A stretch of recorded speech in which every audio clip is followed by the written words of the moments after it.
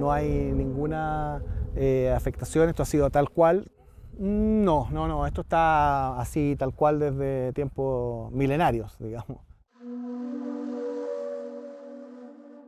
Dentro de la minería, pues, ¿qué vamos a hacer? No vamos a tener agua, no vamos a tener nada.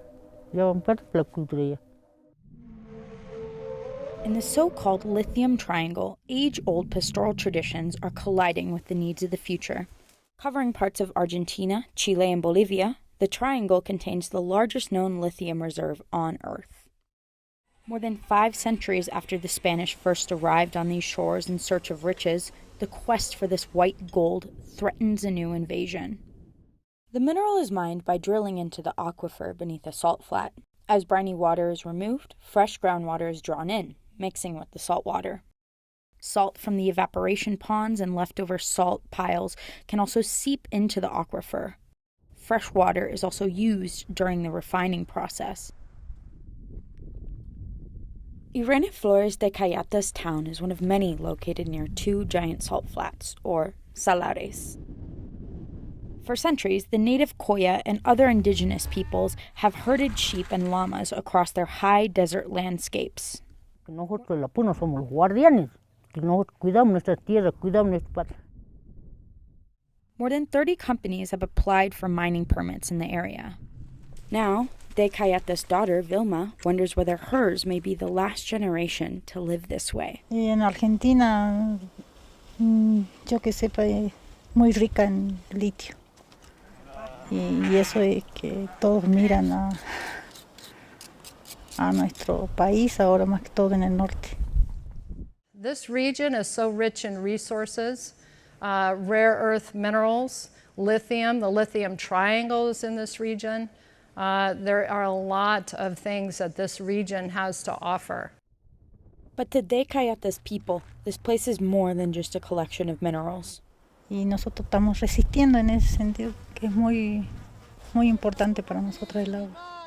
More than important, it's sacred to native cultures like theirs.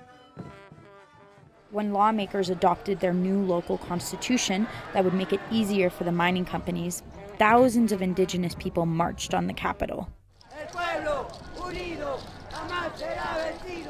Ahora quiere vender el litio en nombre de la energía limpia, pero a costa de contaminar las salinas, destruir la Puna, los valles, Jujuy y envenenar a nuestros pueblos. But the old ways are difficult. Indigenous communities have some say in the process permitting mines to work here. And there are those, like 30-year-old Elizabeth Mamani, who embrace the economic opportunities that mining can bring. Y hoy cambió un montón nuestra vida porque antes no teníamos ni para comer cuando vivíamos en el campo. Entonces hoy en día ya estoy terminando mi casa, tengo un emprendimiento de las camionetas. But many in Argentina fear the same water depletion and desertification that have already occurred in neighboring Chile, where companies have been mining lithium for decades. The Chilean government and native communities are suing the mining companies for drying out the southern part of the Atacama Salt Flats, where indigenous herders had grazed their animals for generations.